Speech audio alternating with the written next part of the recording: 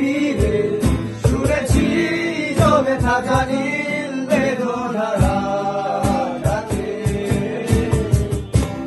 এই শহরে দিকের পাহাড়ে ছিল না কেউ যে দেওয়ার প্রেরণা। যন্ত্রে বাঁধা মন ছিল ক্লান্ত অসহায়, অর্ধেকের আসুক প্রিয় বান্ধবের ছায়ায়। যন্ত্রে বাঁধা মন ছিল ক্লান্ত অসহায়, অর্ধেকের